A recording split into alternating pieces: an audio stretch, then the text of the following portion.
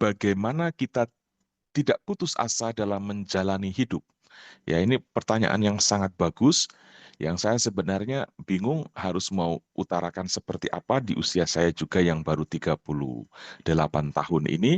Tetapi saya mencoba untuk melihat beberapa teks kitab suci, terutama dalam beberapa kali misa harian terakhir ini, yang bagi saya baik sekali untuk dijadikan rujukan bagaimana kita menimba inspirasi dan memahami hidup.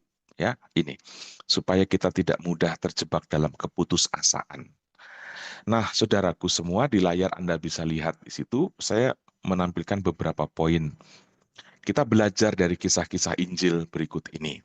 Yang pertama, pada minggu lalu, tanggal 2 Februari, kita merayakan Yesus yang dipersembahkan di Kenisah. Ini ya, kisah itu Anda bisa baca dalam Lukas pasal 2 ayat 25-40. Dari cerita Injil itu, saya ingin mengajak kita semua untuk melihat beberapa hal ini. Yang pertama, fokuslah pada apa yang bisa diberikan atau dipersembahkan. Jadi orang itu nggak akan mudah putus asa kalau fokusnya itu bukan pada saya dapat apa, tapi fokus pada saya mau mempersembahkan apa sebenarnya. Ini ya, hidup akan lebih semangat bila kita fokus pada mencari hal-hal yang terbaik dari diri kita untuk diberikan dan untuk dipersembahkan. Orang yang hidupnya pusing terhadap apa yang bisa dia persembahkan, itu hidupnya akan jauh lebih semarak daripada orang yang berpusing, saya bisa dapat apa. Ini. Kalau kita fokus kepada apa yang seharusnya saya dapatkan, misalnya, saya harusnya dipuji, saya harusnya diakui, saya harusnya dapat uang, saya harusnya dapat keuntungan, saya seharusnya dihargai, harga diri saya harus naik, saya punya nama baik harus dipulihkan, saya harusnya dapat afirmasi dan lain sebagainya. Hidup yang berfokus kepada apa yang harusnya saya dapat, itu akan lebih sering mengalami carut marut. Ya, saya percaya Anda membenarkan ini. Ya, kalau hidup itu fokusnya bukan pada apa yang bisa saya berikan, tapi berfokus pada apa yang bisa saya dapat. Hidup yang seperti itu, nggak dipuji ngambek, ya, nggak diakui mundur, begitu-begitu.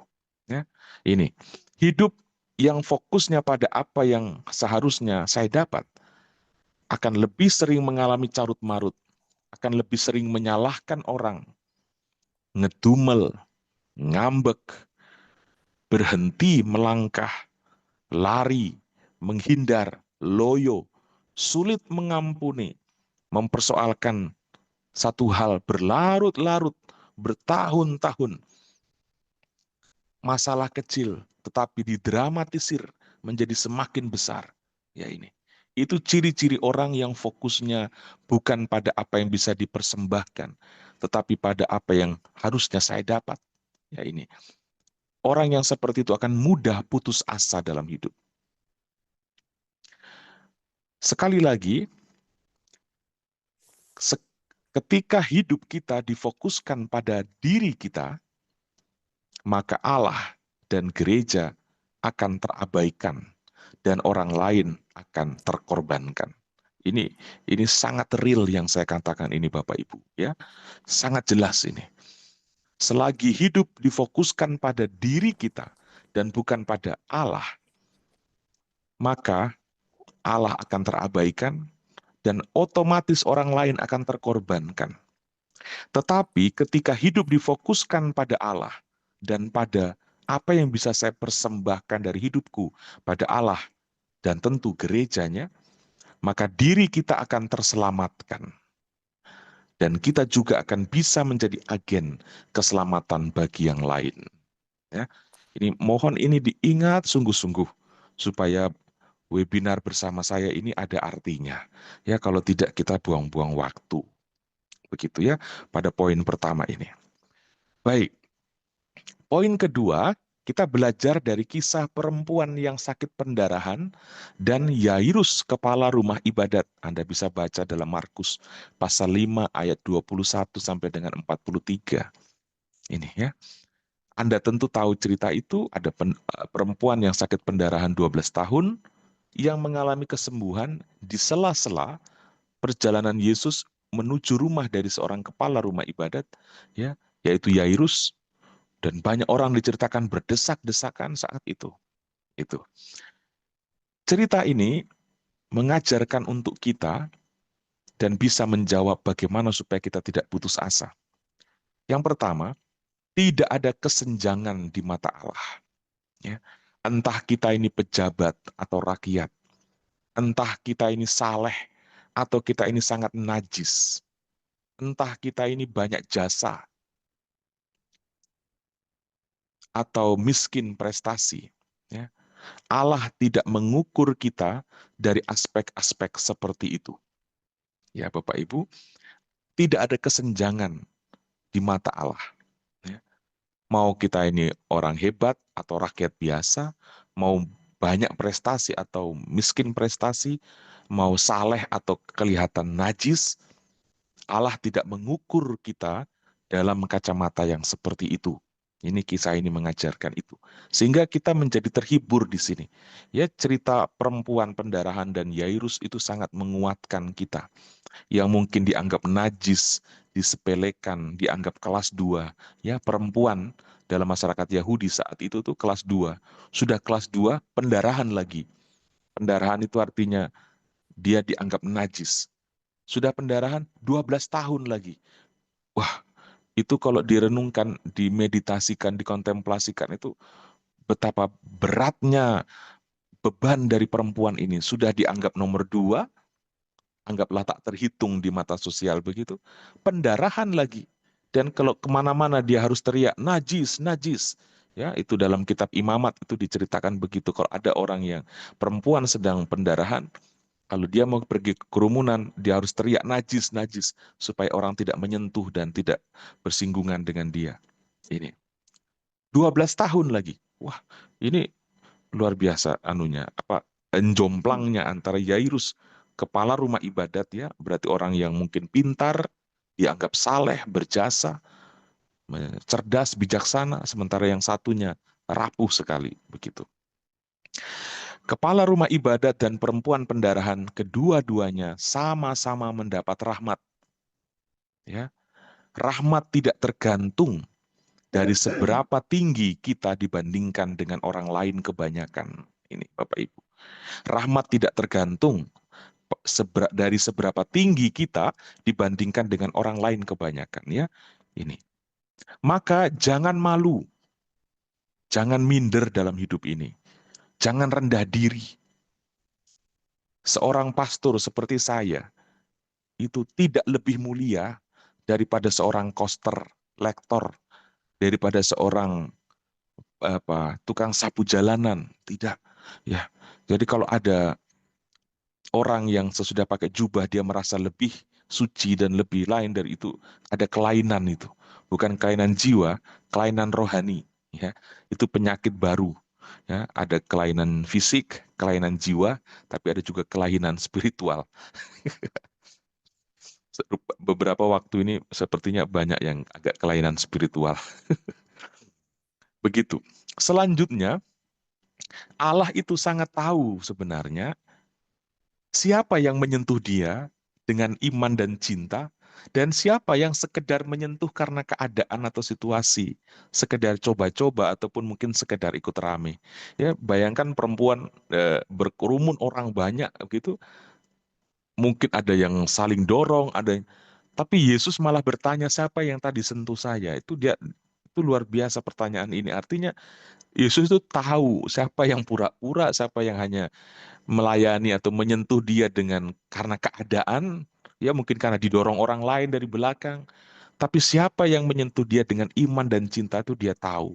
Ya, termasuk saya sangka dia tahu juga siapa yang ikut misa dengan hati dan siapa yang ikut misa karena mungkin tadi malam habis dicaci maki oleh pasangan hidup karena tidak ikut misa berapa bulan. Begitu. Ya, saya sangka itu. Jadi Yesus tahu batin kita. Yesus tahu batin kita. Kita nggak bisa bersembunyi. Mimik muka kita mungkin kita bisa tutupi, bisa kita rubah. tetapi pandangan Allah terhadap kita tidak bisa kita tipu. Ini perempuan tadi menyentuh dengan cinta dan imannya, sementara banyak orang lain menyentuh Yesus karena keadaan berdesak-desakan. Ya, ini pertanyaan bagus juga ini. Hubungan kita dengan Kristus itu betulkah karena cinta atau cuma karena ya sudah saya dapat warisan keluarga jadi Katolik? Ya sudah karena teman saya ikut ini, jadi saya kalau nggak ikut nanti bagaimana ya?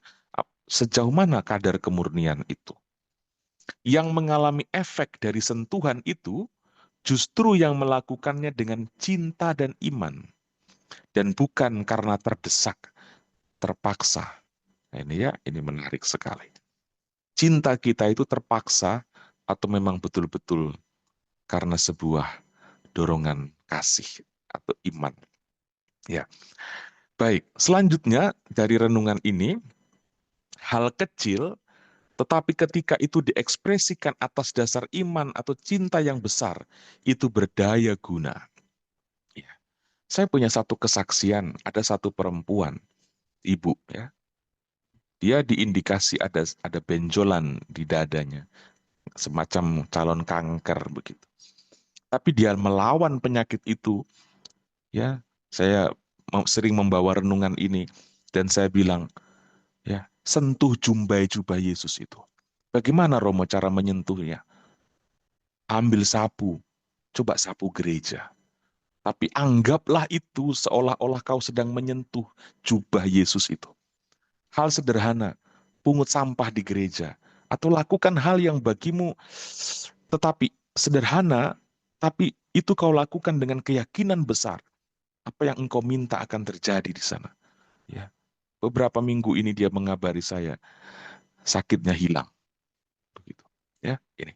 Jadi, eh, mujizat itu tetap ada, tetap bekerja. Cuma persoalannya, apakah kita menyentuh dia dengan cinta dan kasih atau sekedar saja? Ini juga problem ya. Begitu saudara-saudaraku. Ya, hal kecil. Saya tidak tahu Anda sebagai kelompok di sini yang ikut Zoom ini apa aktivitas keimananmu. Ya, tapi jangan abaikan hal-hal sederhana. Ya, seperti perempuan tadi menyentuh jubah Yesus. Kecil aja, nyentuh gitu. Tapi efek bagi hidupnya luar biasa. Jangan abaikan.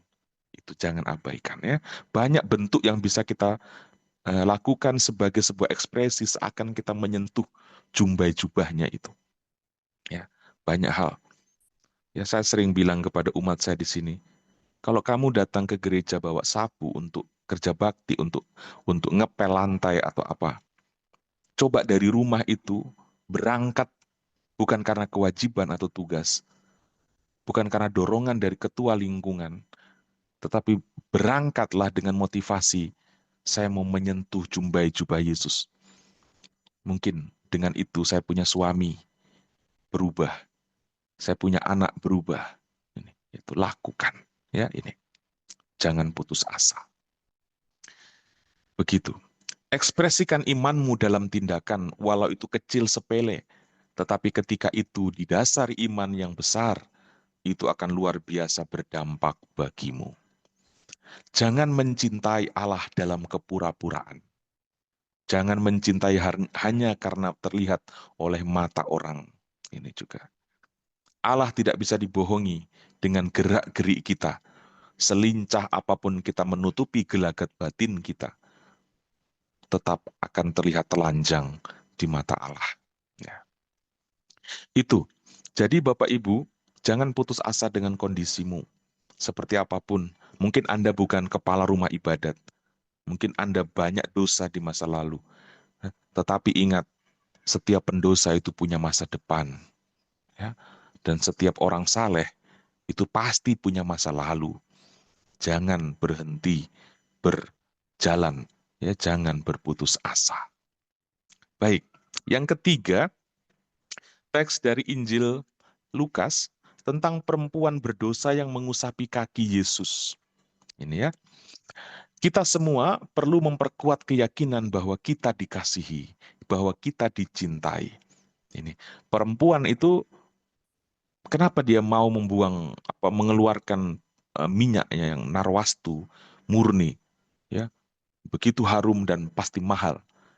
Kenapa dia mau mengusap kaki Yesus, menyekanya dengan rambutnya, menciumi kakinya?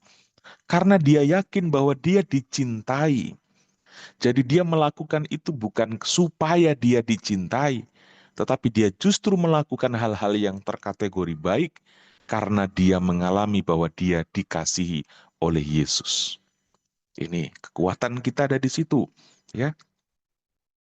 Yesus berpihak pada kita semua, pada kita masing-masing. Maka perkuat keyakinan bahwa engkau dicintai Allah, bahwa kita dikasihi, ya. Ekaristi itu jaminan yang tak terbantahkan bahwa gara-gara cintanya pada kita, padaku, dia mau berdarah untukku.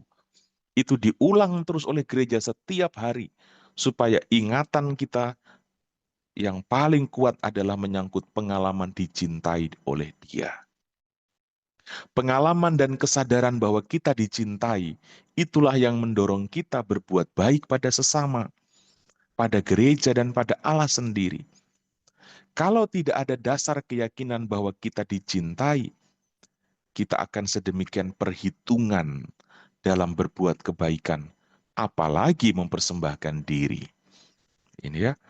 Jadi hitung-hitungan itu menjadi indikasi dari orang yang miskin kasih, miskin pengalaman dikasihi. Yesus berkata, yang sedikit menyadari atau sedikit mengalami bahwa dirinya dikasihi, akan sedikit juga berbuat kasih. Ya. Orang yang terlalu hitung-hitungan, mengukur atas dasar uang, mengukur atas dasar perasaan, mengukur atas dasar apa yang saya dapat dari itu, adalah orang yang miskin refleksi atas kasih Allah pada hidupnya, pada dirinya. Karena itulah, saudaraku semua, hidup itu perlu direnungkan. Ya, sangat baik Anda bisa selalu berkumpul seperti ini, supaya ingatan kita akan Tuhan itu tetap hangat. Ya. Jangan mudah lupa dengan perbuatan-perbuatan Allah pada kita di masa-masa lampau. Jangan mengukur Allah hanya pada hari ini. Allah itu lintas waktu. Dia ada dari kecil kita, dari lahir bahkan sampai kematian kita, bahkan sampai sesudah kematian kita. Jangan mengukur Allah hanya pada keadaanmu hari ini, sementara hal kemarin engkau lupa bahwa ada pengalaman dikasihi di masa lalu yang sangat terlihat. Ini. Janganlah mudah lupa dengan kisah-kisah kasih Allah pada diri kita. Orang yang melupakan sejarah kasih Allah pada hidupnya, dia akan mengukir masa depan pakai ukurannya sendiri. Nah, ini yang seringkali membuat hidup kita carut marut. Gitu. Kalau kita bergerak bukan atas dasar kesadaran bahwa aku dikasihi, maka kita pasti akan menggunakan ukuran kita. Apa yang cocok dengan saya, apa yang cocok dengan selera saya, apa yang pas dengan keuntungan saya. Kita akan menggunakan kriteria tubuh kita, perasaan kita untuk mengukir hidup ini. Dan itu yang membuat kita seringkali terjerembab dalam carut-marut dan ujung-ujungnya putus asa. Ya, maka supaya tidak putus asa, refleksi atas masa lalu menyangkut kisah kasih Allah dalam hidup harus selalu hidup, selalu bergema. Ya itu. Maka ke gereja itu juga menyangkut refleksi diri, bukan sekedar untuk memperbaiki nasib. Ya ini, memperbaiki kondisi, tapi renungkan juga ya yang lainnya. Baik. Poin yang keempat dari renungan malam hari ini, yaitu cerita dari orang yang disalibkan di sebelah Yesus. Ya, Anda bisa baca dalam Injil Lukas itu. Orang yang disalibkan di sebelah Yesus berkata, ingatlah akan aku apabila engkau datang sebagai Raja. Dan Yesus menjawab, hari ini juga engkau akan bersama aku di Firdaus. Ini ya. Apa relevansi teks ini terhadap pertanyaan bagaimana supaya hidup kita tidak putus asa? Ini, Firdaus atau surga itu bukan tentang hari esok, bukan tentang nanti, dan bukan tentang apa, melainkan tentang sekarang bersama dengan siapa. Itu surga. Ya. Jadi jangan berkata surga dalam kacamata orang Katolik. Surga itu bukan persoalan sekedar sesudah kematian. Ya. Surga itu pengalaman bersama Kristus. Salah satu buku dari Scott Hahn, seorang pendeta Presbyterian yang masuk Katolik, dia menulis sebuah buku judulnya The Lamb's Supper. Ya, di sana dia mengatakan Ekaristi sebagai surga di atas bumi. Dan itu. Jadi jangan bayangkan surga yang lain selain engkau dan Kristus ada bersama. Maka terhadap eh, pertanyaan atau pernyataan dari orang yang disalibkan bersama Yesus, dia bilang, hari ini juga engkau bersama aku di Firdaus, meskipun kenyataannya menderita, tapi Firdaus itu bukan tentang kondisi saya sehat, sakit, kaya, miskin, tetapi dengan siapa saya ada sekarang, itulah surga. Kondisi apapun, tetapi kalau bersama dengan Yesus, itu luar biasa. Ya, saya sangat ingat saya punya pesan mama ibu saya di rumah. Saya pernah waktu masa kecil, seperti halnya anak-anak yang lain, yang penasaran kenapa kita harus dipaksa berdoa makan. Sebelum makan harus berdoa, harus berdoa. Lalu ibu saya bilang, nak, berdoa sebelum makan, supaya apa? Kamu tahu dan sadar bahwa kamu bukan makan apa, tetapi kamu makan dengan siapa. Begitu. Karena kalau kamu makan dengan Tuhan, apa yang ada di depanmu itu akan jauh lebih nikmat daripada kamu makan sendirian. Dia bilang begitu. Ya, mama saya seorang mantan muslim. Saya sangat, sampai hari ini saya ingat sekali itu. Kalimat yang dia ucapkan itu. Ini, baik. Ya, Firdaus bukan tentang nanti, tetapi tentang sekarang dan dengan siapa.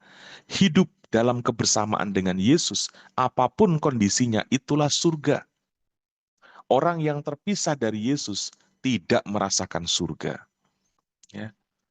Dia menghayalkan surga yang jauh, sementara sebenarnya dia bisa merasakannya, mengalaminya seketika itu juga. Nah ini, jadi apa namanya, perdalam relasi kita dengan Kristus, supaya imajinasi kita akan keselamatan dan akan kebahagiaan bukan terpusat nanti sesudah mati, tapi sekarang di sini pun kita bisa merasakan. Sambil merawat orang tua yang rewel, sambil merawat pasangan hidup yang sakit, sambil merawat, tetapi kita bisa merasakan sukacita ya, di balik situasi yang tidak nyaman. Ya, kenapa? Orang yang bersama Kristus, kisah para martir misalnya ya. Hari ini kita merayakan Agatha, perawan dan martir. Kenapa meskipun terancam, meskipun mau dibunuh, tapi tetap mengalami sukacita dalam hidup? Karena ada mempelai utamanya, yaitu Kristus. Ya ini. Ya. Kenapa ada orang yang mau rela mati? Ya mereka bukan dikorbankan atau efek dari kebijakan politik, tetapi memang mereka mendedikasikan hidupnya apapun Kristus segalanya bagi mereka. Baik, orang yang hidup dalam kebersamaan dengan Yesus sangat jelas menjalani hidupnya dalam rasa syukur dan bukan ketakutan. Ini ya. Ia berbuat baik bukan karena takut masuk neraka. Ia berbuat baik karena ia dikasihi, ia dicintai. Ia mengampuni orang yang bersalah bukan karena takut nanti dihukum Allah kalau mati dengan dendam, tetapi karena ia sadar bahwa Kristus terlalu istimewa dibanding memendam rasa benci dan amarah. Ya ini. Apakah rasa benci kita dengan orang lain lebih besar daripada Kristus? sehingga kita lebih memilih memendam kebencian lebih lama daripada menampilkan Kristus. Ini, ya. Kalau kita mengolok-olok orang di luar tentang penistaan agama, tentang pelecehan terhadap gereja, kita melakukan juga sering. Kita memuji Yesus, tetapi Kristus kemuliaannya kalah dengan rasa benci yang ada dalam tubuh kita. Itu bagaimana ceritanya, ya? Ini. Kristus terlalu istimewa dibanding dengan rasa benci yang kita alami, yang kita sedang derita, amarah yang sedang kita alami, ya. Saya harap ini direnungkan baik-baik Bapak Ibu, ya, di bulan cinta kasih ini. Baik, yang kelima, dialog Yesus dan Marta di Betania. Anda bisa baca dalam Injil Lukas. Ya, kita tahu cerita ini, bagaimana Marta ceritanya sibuk di belakang, sementara Maria, saudaranya, memilih untuk ada di kaki sang guru Yesus untuk mendengar dia. Dan Yesus seolah-olah atau terkesan lebih mempedulikan Maria daripada Marta yang sibuk di belakang. Itu. Renungannya seperti ini, semoga bisa menjawab pertanyaan bagaimana hidup supaya tidak putus asa. Ketahuilah bahwa hidup itu bukan tentang aksi-aksi. Ya, ini. Bukan pula untuk membuat Allah terkagum-kagum dan terpesona dengan kita. Sampai dia geleng-geleng kepala karena melihat, wah luar biasanya Bapak Gunawan itu. Ya Ibu jauh itu. Bukan. Hidup kita bukan hidup untuk itu. Ya. Hidup adalah tentang relasi bersama dia. Ya. Hidup yang dasar relasi dengan Allahnya kurang, akan mudah patah arang. Ini, ya. Kita akan mudah putus asa, mudah patah semangat. Ya. Aksinya sekedar untuk mengisi hari dan bisa saja basa-basi sebenarnya. Sebab fokusnya bukan pada Allah, tetapi pada diri sendiri. Ini. Sekali lagi, hidup itu bukan tentang aksi, tetapi tentang relasi. Hidup yang dasar relasinya pada Allah itu kuat, pasti akan dengan sendirinya terekspresi dalam aksi-aksi yang mengagumkan. Ya, itu. Ya. Jadi fokus pertamanya bukan apa yang bisa saya lakukan atau apa yang bisa membuat Allah terkagum-kagum dengan saya, tapi yang paling pertama adalah pupuklah relasi itu dulu. Hanya dari relasi maka kita bisa berprestasi. Ini, ya.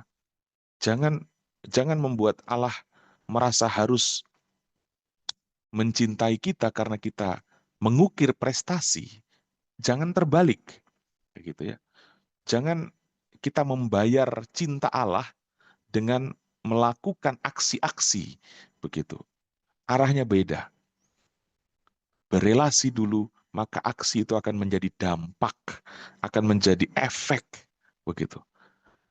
Ya, aksi yang muncul dari efek relasi itu akan bertahan lebih lama. Tetapi kalau kita beraksi supaya kita mendapatkan apresiasi, ini yang cenderung akan mudah berhenti. Itu banyak kasus seperti itu. Banyak sekali. Mau di kota, mau di kampung, sama. Ya. Jadi kalau kita beraksi supaya Allah memberi apresiasi, disitulah kenapa Anda bisa mengerti, kenapa banyak orang mutung, ngambek, berhenti, melayani, dan sebagainya. Itu indikasinya jelas. Apa yang dia lakukan itu bukan ekspresi dari relasi, tetapi itu sekedar beraksi supaya diapresiasi oleh Sang Gusti. Wah, ini bagus jadi puisi. Ya, begitu. Maka, bagi saya, jangan sibuk menyenangkan Allah, sementara engkau berjarak jauh dari Dia dan tak ada waktu ngobrol dengan Dia. Dasar dari aksi adalah relasi. Relasi yang hambar membuat aksi terasa tawar. Ya, saya harap waktu dengar ini Anda renungkan, karena ini real sekali terjadi. Ya, sangat real. Saya kalau membuat webinar atau membawa renungan, saya tidak pernah konsep, tapi saya berangkat dari apa yang saya lihat, bahkan apa yang saya alami. Ya, ini real Bapak Ibu. Ya, saya sangka kita juga pasti pernah mengalami ini. Maka jangan heran, tidak ada yang sungguh bisa menghibur kita, sekalipun sudah banyak yang kita lakukan. Ya. Yang menyelamatkan hidup kita dan yang membawa penghiburan pada kita itu bukan datang dari seberapa banyak aksi kita. Tidak, tidak akan menolong itu barang. Ya. Tetapi datang dari relasi. Ya, ini. Yang membuat kita mengalami kedamaian bukan bukan dari seberapa banyak aksi yang sudah saya buat. Pelayanan ini, bukan. Tetapi seberapa dalam aku berhubungan dengan dia. Itu yang seringkali akan lebih membawa kehangatan dalam hidup. Ya. Hati yang mudah iritasi itu adalah cerminan hati yang miskin relasi. Semoga Bapak Ibu yang ada di forum virtual ini hatinya tidak mudah iritasi. Ya. Hati yang mudah iritasi, sering gatal, ya lecet, ya perih, kesenggol dikit, gundah, itu cerminan hati yang mungkin miskin relasi dengan Allah. Baik. Poin keenam. Cerita tentang orang lumpuh yang digotong oleh teman-temannya. Anda bisa baca dalam Lukas 5, 17-20. Anda tahu ceritanya, Yesus duduk di bongkar atap rumah oleh 4 orang yang menggotong temannya yang lumpuh. Saya mau menyampaikan hal ini. Ingatlah pula perihal aspek hidup komuniter, komunitas. Beriman itu juga berarti berkomunio. Ya. Kita tidak beriman untuk membangun kesalehan pribadi. Kalau ada orang ke gereja sekedar untuk dirinya sendiri, itu orang yang tidak akan dapat apa-apa. Dapat kuah kosong saja itu. Ya. Jadi kalau kita beriman, arahnya hanya untuk diriku, sesudah itu hilang, lenyap entah kemana, nanti muncul seminggu sekali. Apa gunanya beriman seperti itu? Ya, tidak ada. Ya. Iman itu selalu dalam konteks komunio, komunitas. Ya, ini. Tidak ada orang membangun iman bagi dirinya sendiri. Semua dalam konteks komunio, gereja. Kita dipanggil beriman supaya kita terkoneksi satu sama lain untuk membangun kerajaan Allah. Kerajaan Allah tidak bisa dibangun dengan kekuatan iman personal saja, tapi butuh komunal, butuh kerjasama, kekompakan, komunitas. Ini. Maka, saudaraku, berkomunitaslah sesibuk apapun dirimu. Ya, seterpuruk apapun kondisi kita, jangan abaikan komunitasmu, lingkunganmu, gerejamu, apalagi sampai menghindarinya. Jangan. Tidak ada komunitas yang berisi orang-orang yang sempurna. Tidak ada. Nanti kalau ingin menjumpai kesempurnaan orang-orang, cepat-cepatlah mati dan jadilah orang kudus. Maka engkau akan masuk dalam persekutuan para kudus. Di situ nggak ada orang yang eh, menjengkelkan, menyakiti, semuanya sudah sempurna, kudus. Tetapi di gereja berisi orang-orang yang sedang berjuang untuk kekudusan. Ini. Jadi selalu akan ada ketidaksempurnaan di lingkungan atau di komunitas. Jangan heran, ya, kita bukan barusan lahir di muka bumi ini. Kita sudah puluhan tahun menjelajah hari-hari hidup kita, sudah tahu tidak ada komunitas yang berisi orang-orang sempurna. Kesempurnaan itu hanya milik anggota baru. Ya paling tinggi 1 bulan. Baru masuk itu semuanya terasa hebat, terasa menyenangkan. Masuk bulan kedua, bulan ketiga mulai ada riak-riak di sana. Mulai kelihatan aslinya ini. Gitu. Ya, karena bulan-bulan pertama itu bulan-bulan penerimaan yang kadang-kadang basa-basi. Gitu.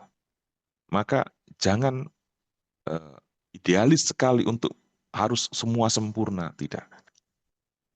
Jangan mudah menyingkir, dan jangan pula jadi orang yang mudah menyingkirkan orang lain.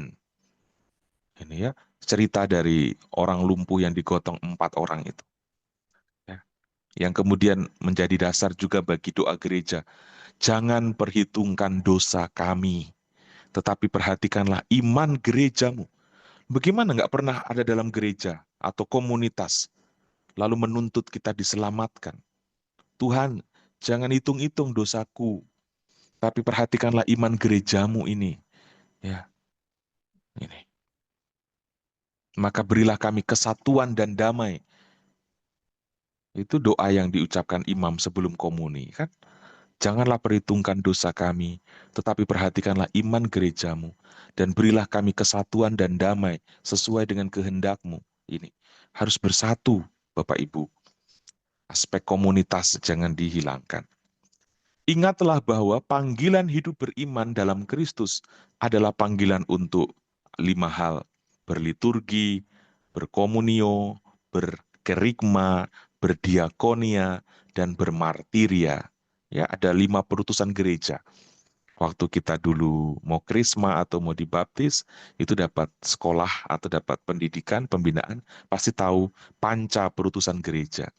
Ya, kita dipanggil beriman supaya berliturgi, supaya berkomunio, berdiakonia, melayani, untuk berkerigma, memberi kesaksian, mewartakan, dan bermartiria. Ada perwujudan kemartiran juga dalam diri kita. Ya ini.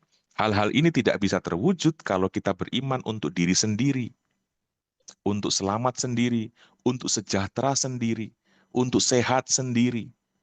Beriman bukan hanya soal bagaimana saya sembuh dari sakit. Ya, saya ulang-ulang bilang ini. 3 kali pertemuan itu selalu ada kalimat ini. Beriman bukan hanya soal bagaimana saya sembuh dari sakit, tetapi juga soal bagaimana saya tidak membuat orang lain sakit. Ini, ya, ini bagus menjadi status ini, status WA atau Facebook. Beriman bukan hanya soal Tuhan, bagaimana saya bisa sembuh dari sakit, tapi juga soal Tuhan, buatlah saya tidak menyakiti orang lain, tidak membuat orang lain sakit. Baik, semoga ada keterkaitan dengan bagaimana hidup supaya tidak putus asa.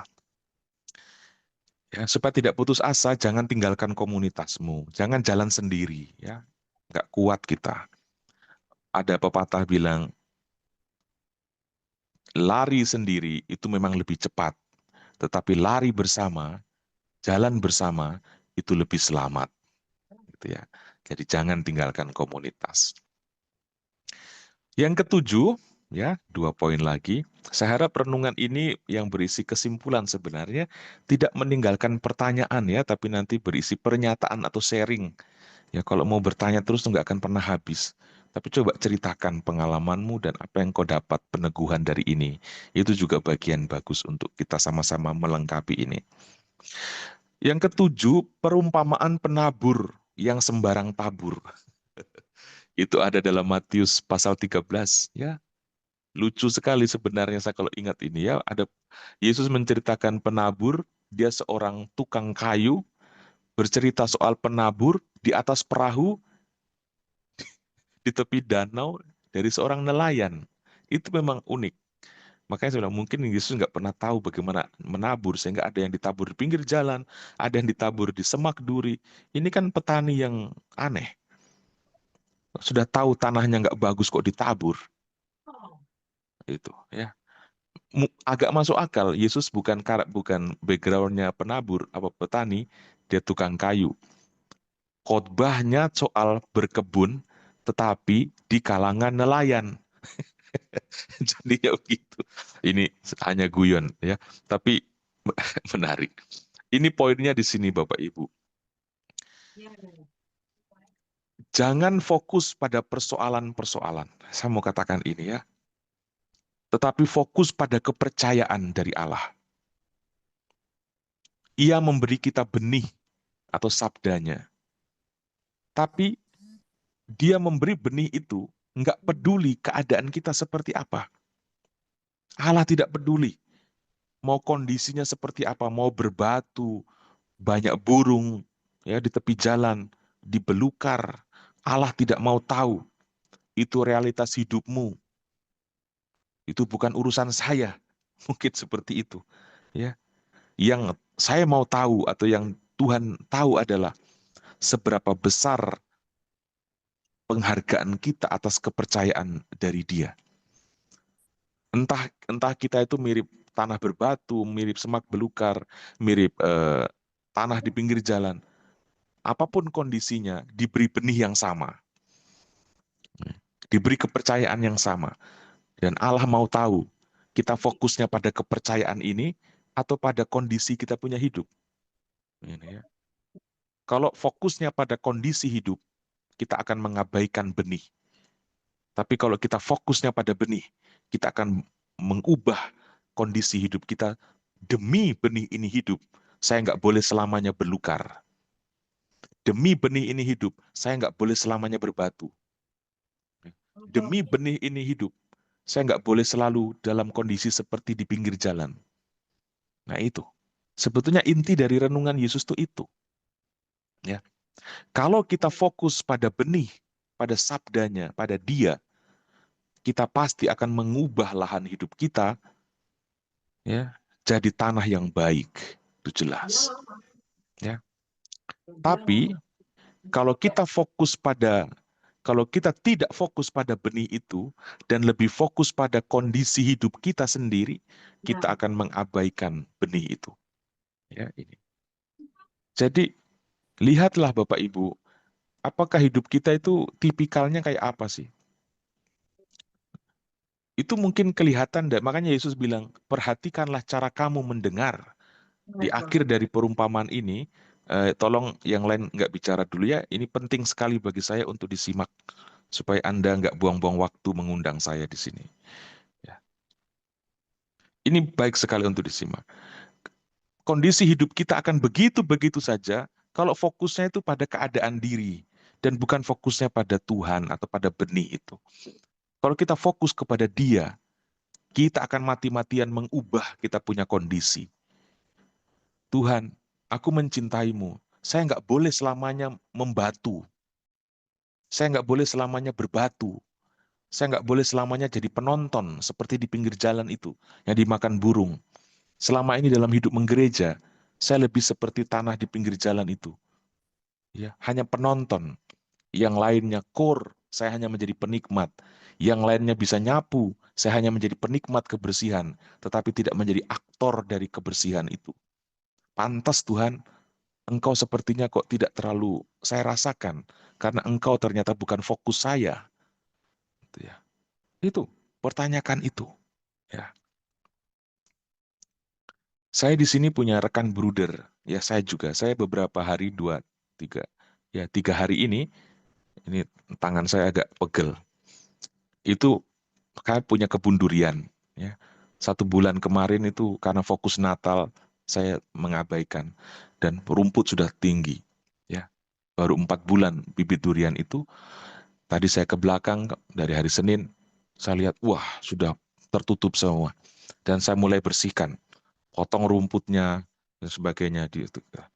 Fokus kepada tanamannya membuat kita tidak putus asa dengan, saya punya lahan itu 1 hektar. Kalau fokus kepada rumput, belum apa-apa, baru masuk di kawasan itu langsung, loyo sudah. Seperti nggak ada harapan, karena semuanya rumput. Tetapi kalau orang mau fokus pada apa yang dia tanam di situ, dia akan bersihkan dulu areal itu. Lama-lama tanpa terasa, ternyata bersih semuanya. Begitu. Tapi kalau fokusnya pada masalah dulu, dia akan mengabaikan tanaman itu. Ya, gitu. Begitu. Ini bagus menjadi pertanyaan untuk kita. Apakah selama ini fokus kita itu pada sabda Allah, pada benih, atau pada diri kita sendiri? Ya. Seberapapun banyak Bapak Ibu mengundang para romo, romo hebat, romo nggak hebat, romo renungannya bagus atau nggak bagus, Bapak Uskup, atau sekedar apa eh, hoster yang Anda undang untuk ceramah di media ini. Tapi kalau Anda fokusnya bukan pada sabda, Tapi pada kondisi hidup Anda sendiri terus, itu nggak ada gunanya. Ya, itu. Nggak akan bawa efek apapun. Kita hanya puas dengar, wah bagus. Tapi kalau nggak jadikan fokus itu, Kristus bukan fokus, maka kita akan tetap jadi tanah berlukar, berbatu, dan di pinggir jalan. Kita tidak pernah jadi tanah yang baik. Tanah yang baik itu bukan sekali jadi. Itu proses dari fokus kepada sabda, pada benih. Baik, ya. Oke, poin kedua terakhir, perumpamaan gandum dan ilalang. Dalam Matius ya, pasal 13. Ini masih mirip dengan yang nomor 7 tadi. Ya. Lagi-lagi persoalan, jangan melulu fokus pada persoalan hidupmu. Putus asa itu boleh, tetapi satu hari saja. Jangan masuk kamar, lalu membuat ruangan penuh dengan drama di dalam kita punya otak, yang 10 menjadi 1000, akhirnya ya, karena kita produksi terus, ya akhirnya boleh kecewa, putus asa, tapi jangan berlama-lama. Ya ini. Jangan fokus pada gangguan, pada cibiran, pada hinaan, fitnah. Kita akan lelah dengan mempersoalkan semua itu. Makanya Yesus bilang apa? Ketika hamba-hamba dalam perumpamaan itu bilang, bolehkah kami mencabut ilalang itu? Lalu sang tuan tanah bilang, jangan.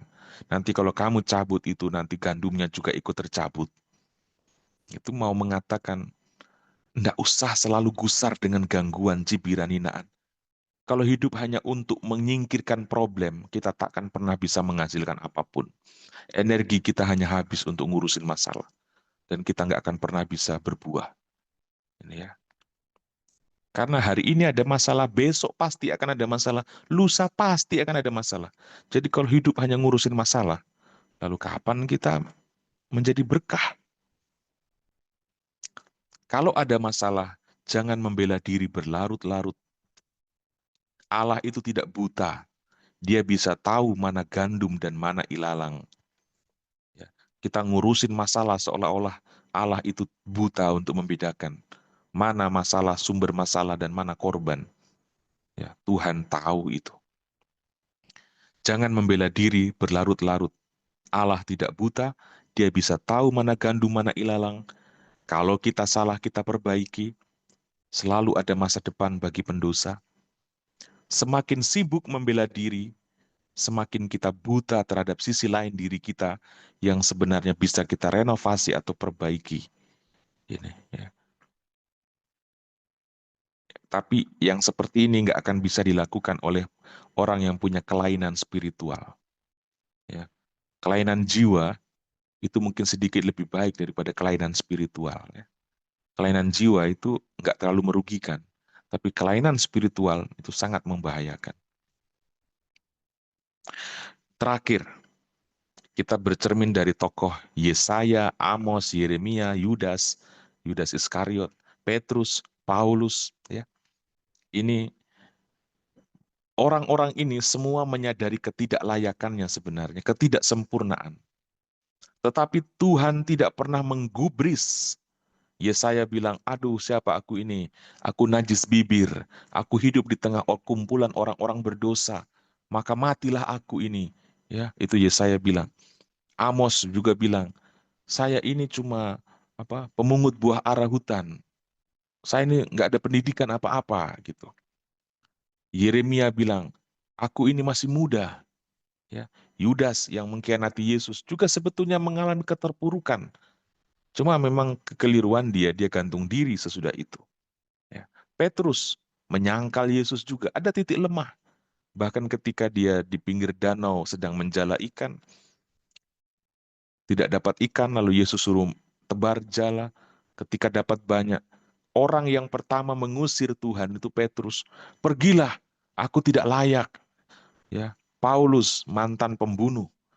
Ya, begitu. Ketidaklayakan, ketidaksempurnaan, tetapi Tuhan tidak gubris. Ini mohon dijadikan pegangan.